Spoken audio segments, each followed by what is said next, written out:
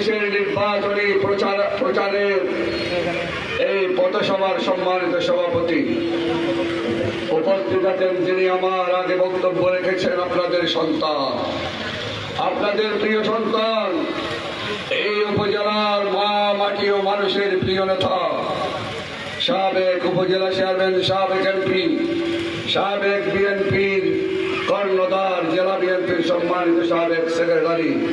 আপনাদের অবহেলিত এই তবলংশাল এলাকার ধানের শীষের নির্বাচনী প্রচারের